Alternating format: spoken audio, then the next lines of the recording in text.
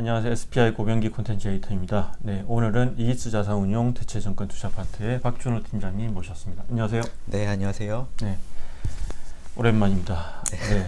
오늘 저희가 얘기 나눌 주제는 독일 임대주택 리츠입니다. 네.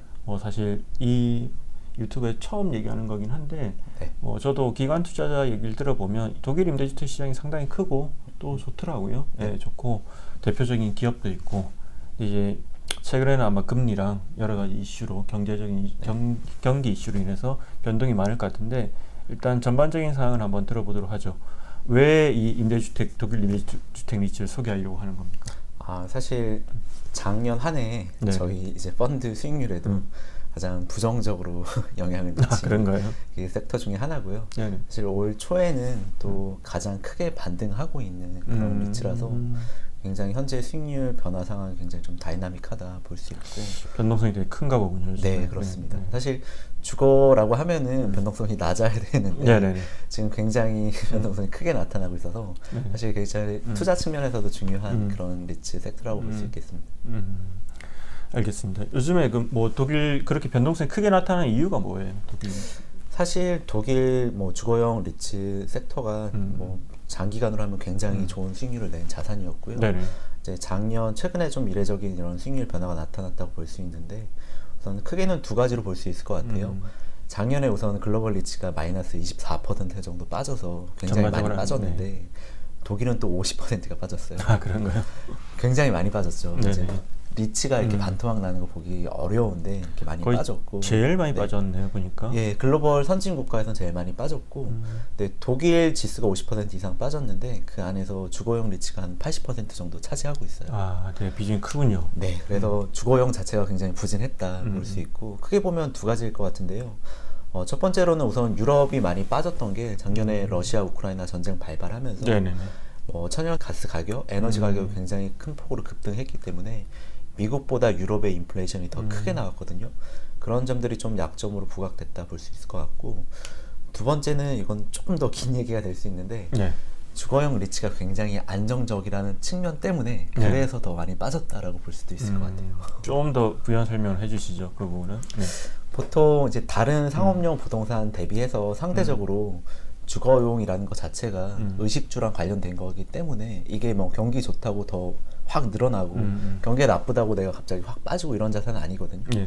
실제로 공실률도 굉장히 안정적으로 유지되고 있고 그렇죠, 일반적으로. 그리고 임대료도 꾸준하게 상승하다 보니까 누가 봐도 투자자 관점에서 좋잖아요. 안정적인데 이익도 상승한다. 그러니까 밸류에이션은 높겠죠. 그러면은 우리가 보통 상업용 부동산 거래할 때 내재 자본 환율, 캠 레이트라는 말을 쓰는데 하나의 리츠가 그냥 하나의 큰 자산을 주거용 자산을 가지고 있다고 했을 때 독일 같은 경우는 이제 대형주 위주로 봤을 때 그 캠 레이트 자본 환율이 1% 중반대였어요. 굉장히 낮았죠. 안정적이니까. 그때 독일 국채 금리는 거의 이제 0%에서 마이너스 금리 보이고 있었거든요. 근데 요만큼 낮았는데 금리가 이제 2%, 3% 이렇게 올라가다 보니까 이제 수익률이 역전이 되면서 다른 이제 캠 레이트가 더 높았던 자산보다 훨씬 더 금리에 민감하게 반응했다 이렇게 볼 수 있을 것 같아요. 알겠습니다. 그게 독일에 그러면 이제 80%라고 하면 독일의 이제 상장 리츠 우리가 얘기하는 상장 리츠는 몇 개 정도 되는 거예요? 지금 상장 그러니까 저희는 주로 좀 어느 정도 규모가 있고 지수에 편입되어 있는 그런 종목들을 보고 있는데 독일 지수에 편입되어 있는 종목은 한 15개 위주예요. 물론 그중에 시가총액이 작아서 그 지수에 편입이 안 된 종목도 있겠지만은 그렇게 막 많이 있지는 않습니다. 알겠습니다. 이게 실제로도 오늘 글에서 써주셨지만 대표적인 어떤 임대주택 리츠가 보노비아로 알고 있어요. 이게 제일 큰 그거죠, 맞죠? 보노비아에 대해서 잠깐 소개 좀 부탁드릴까요? 보노비아는 시가총액이 한 우리나라 원화로 한다면 30조 원 가까이 되거든요. 우리나라 전체 리츠를 합한 규모보다 더 크네요. 사실 유럽에서도 굉장히 좀 이례적으로 큰 리츠라고 볼 수 있을 것 같아요. 사실 국내 리츠들도 자산을 계속 이제 추가하면서 성장시켜 나가는 단계인데 주거용 리츠로서 굉장히 큰 자산을 가지고 있고 상장된 거는 2013년도 상장해서 상장된 역사는 그렇게 길지 않은데 사실 상장 이전에 비상장 기업으로서 역사가 거의 몇십 년 이상 되기 때문에 굉장히 오랜 역사를 가지고 있다 이렇게 볼 수 있을 것 같고요. 원래는 임대주택 운영회사였겠네요, 그러면. 네, 맞습니다. 신규로 개발하고 개발한 자산을 운영하고 이런 회사고요. 제가 그리고 계속 리츠라고 말씀드리는데 엄밀하게 얘기하면은 독일에서는 리츠가 뭐 정부의 세제적 혜택을 받고 있는 리츠가 주거용 부동산에 투자하는 거는 좀 금지하고 있습니다. 정확히 얘기하면 2007년도 이후에 지어진 자산에 대해서 투자하는 걸 금지하고 있고요. 그래서 이 기업들은 사실상 리츠는 아니고요. 저희가 말하는 그 지수에는 들어있지만은 일반 부동산 운영 기업이다 이렇게 말씀드릴 수 있겠습니다. 사실 독일이 이제 보면 어떤 임대료에 대한 어떤 그런 규제도 강하고 약간 네. 그런 특징이 있잖아요. 그러니까 네. 그거는 전반적인 상황만 놓고 보면 네. 이게 리츠 주택 그러니까 레지던스 리츠 투자로 네. 뭔가 수익을 안정적으로 내기가 만만치는 않을 것 같긴 한데요. 우선은 왜 그러면 그 임대료에 대해서 이렇게 제한을 두고 있냐, 규제를 하고 있냐 하면은 임대료가 너무 올라서요. 그렇죠. 네네. 임대료가 너무 올랐다는 건 그 전에 리츠의 이익 수익률이 굉장히 많았다는 거죠. 네, 높았다는 거죠. 네, 높았다는 거죠. 사실 아까 그 질문에도 좀 연관되어 있는데 주거용 리츠가 이렇게 크게 된 배경에는 사실 독일 정부가 주택 시장에 대해서 큰 오판을 했습니다. 이전에 사실 주택에 있어서 인구 구조가 굉장히 중요하거든요. 근데 독일 인구가 2005년도부터 고점을 찍고서 총 인구가 하락하기 시작해요. 이때 독일 정부는 앞으로 장기적으로 주택 시장 자체가 가격 자체가 하락하겠다. 네네. 이렇게 봤는데 그대로 갔으면 이렇게 하락했을 수 있겠는데 그 이후에 신규 이민자들이 들어오면서 총 인구가 반전해서 다시 상승하기 시작했거든요. 그러면서 주택은 부족한데 인구는 계속 늘어나다 보니까 주택 수요는 높아지고 임대료도 올라가고 임대주택의 가격도 올라가고. 네. 이게 뭐 사실은 이제 최근에 이제 얼마 전 캐나다 임대주택 리츠를 다룬 적이 있어요. 네. 예, 거기 이제 이지스 이건희 팀장님과 다뤘는데 거기도 이제 비슷한 현상이 나타나더라고요. 인구 유입이 계속 일어나면서 어떤 주택 시장의 하락이 있었고 그게 어떤 임대주택 리츠에도 긍정적인 영향을 미쳤는데 이 독일도 유사한 어떤 그런 흐름을 밟았다고 보면 되네요. 어쨌든. 그렇죠. 사실상 정부에서 적극적으로 공급으로서 이렇게 주택 시장을 풀어나간 게 아니기 때문에 공급은 굉장히 제한됐는데 인구 유입은 새롭게 들어와서 수요는 늘어나는데 공급은 제한되어 있으니까 당연히 시장에서 이 주택 시장의 가격이 굉장히 급격하게 상승하게 되고 정부가 이거에 대해서 그래서 임대료를 이제 제한을 하고 있는데 그렇다고 해서 아예 못 올리냐 그런 건 아니거든요. 새로 짓는 건 가능하다면서요?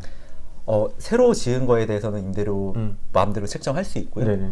그래서 보통 리츠들은 신규로 지을 때는 좀 고급화로 지으면은 임대료도 더 높게 받을 수 있으니까 그런 현상이 나타나고 있고 기존 주택들도 이제 그 정부에서 제시하는 그 지역의 임대료 평균에서 10% 이내로만 상승시킬 수 있어요. 아예 안 되는 건 아니고 네, 아예 안 되는 건 아니고요. 있다는 거죠. 그래서 보면은 제한돼 있는 건데 그 임대료 지수가 6년 평균 이제 임대료를 이렇게 무빙 에버리지로 이렇게 계산을 하게 되거든요. 그러면은 올해 바로 이렇게 한 번에 상승시키지 못하더라도 6년에 걸쳐서 꾸준한 상승이 나타나는 겁니다. 실제 뭐 아까 말씀드린 보노비아 같은 경우도 임대료 상승이 꾸준하게 나타나고 있고요. 근데 보니까 이 보노비아가 올해 들어가지고 또 주가가 작년에 되게 떨어졌는데 많이 뛰었네요 보니까. 올해 이제 좀 올해 1월달에 특히나 시장 분위기가 좀 바뀌었죠. 지금 유럽에서는 뭐 작년에 미국에서는 뭐 그 인플레이션이 7% 정도 중반에서 고점을 찍고 지금 하락세를 보이고 있는데 유럽에서는 작년 말에 10% 정도 인플레이션을 찍고 이제 본격적으로 좀 하락기에 접어들었다라고 볼 수 있을 것 같고요. 이제 인플레이션이 내려가면서 중앙은행에서 좀 이런 그동안 강력하게 추진했던 긴축에 대해서는 시장에서는 이제 강력한 긴축 정책은 어느 정도 이제 종료될 것이다 이런 기대감과 함께 국채 금리가 떨어졌어요. 금리가 떨어지니까 전반적으로 리츠, 주식 시장 다 좋았는데 그 중에서도 아까 말씀드린 것처럼 제가 굉장히 높은 밸류에이션을 받고 있는 주거용 리츠, 일드가 굉장히 낮아서 일드가 굉장히 낮은 자산이 마치 채권으로 치면은 저희가 볼록성이 있다고 표현하고 있거든요. 일드가 굉장히 많이 8%, 10% 나오는 자산보다 일드가 굉장히 낮은 자산이 금리 상승과 하락에 더 민감하게 반응하죠. 작년에는 민감하게 반응해서 굉장히 큰 폭으로 하락했고요. 올해 또 민감하게 반응해서 올랐네요. 그렇게. 맞습니다. 그래서 올해 1월달에 독일 주거용 리츠가 가장 큰 폭으로 상승했습니다. 네, 저희가 이제 보면 주요 선진국 리츠 수익률을 보여드리고 있는데 사실 독일이 제일 1월달에 많이 올랐는데 여기 80%가 또 주거용이라 했으니까 주거용이 상당히 많이 올랐을 거라는 걸 이제 알 수 있네요 보니까. 네, 맞습니다. 사실 최근 연초 이후에 시장 굉장히 다이나믹한데 1월달에 굉장히 많이 올랐고요. 2월달에는 다시 또 국채금리가 상승하고 있거든요. 생각보다 긴축이 더 이어질 수 있다. 네. 이렇게 시장 분위기 확 바뀌면서 또 2월 달에는 반대적으로 부진한 모습을 보여주고 있습니다.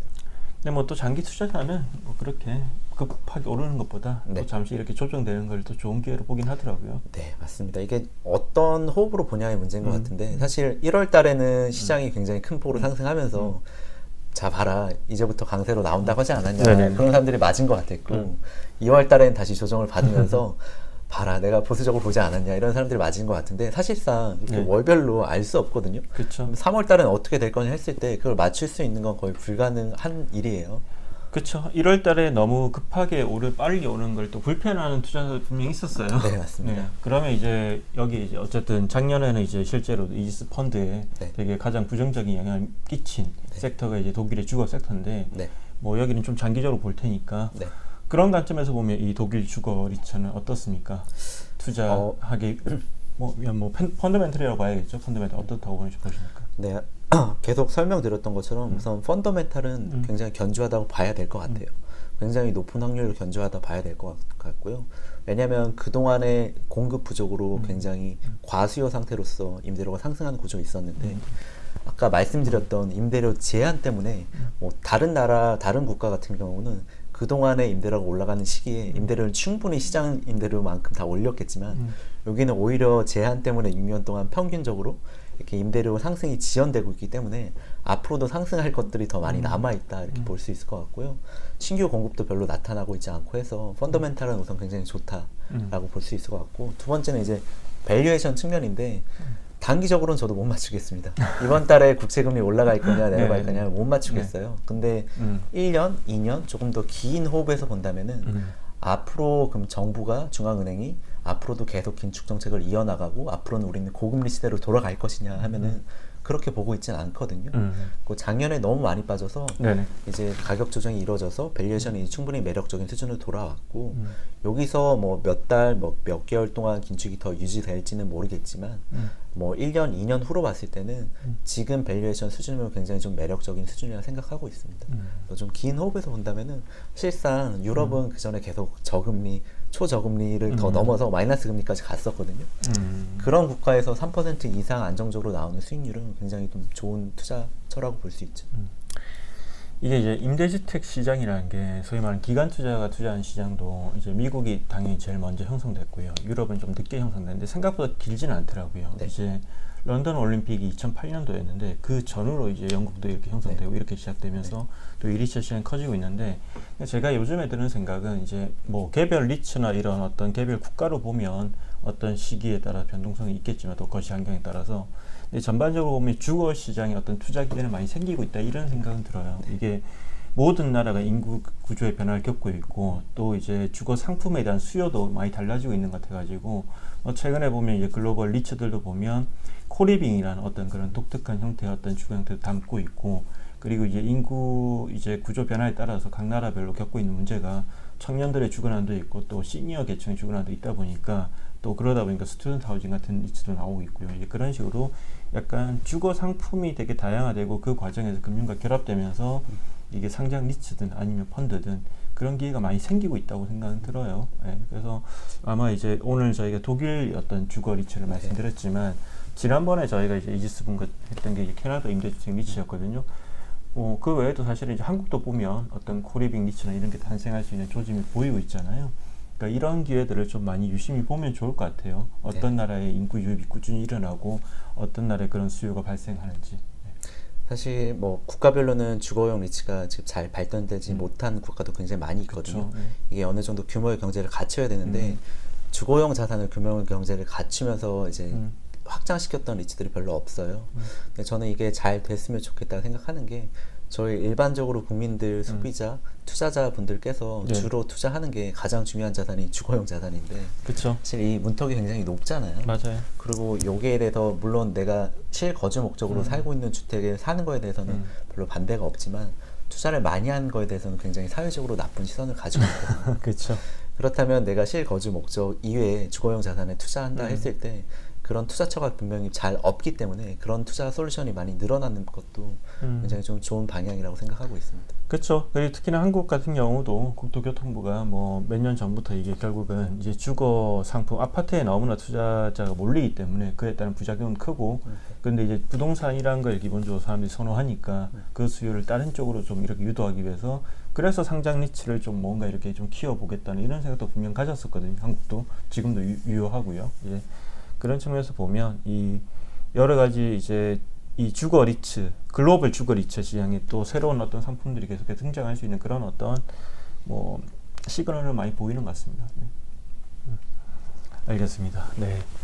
참 이 주거는 근데 약간 좀 제가 녹음할 때만 그러니까 얘기 나올 때만 느끼는 게 나라별로 네. 이 워낙 또 중요하다 보니까 네. 정책도 상이하고 네. 그 정책 리스크가 될 수 있고 그 변수가 상당히 영향을 끼치는 것 같아요. 맞습니다. 네. 그런 점도 유의해서 같이 보시면 좋을 것 같습니다. 네, 고맙습니다. 네, 감사합니다. 네.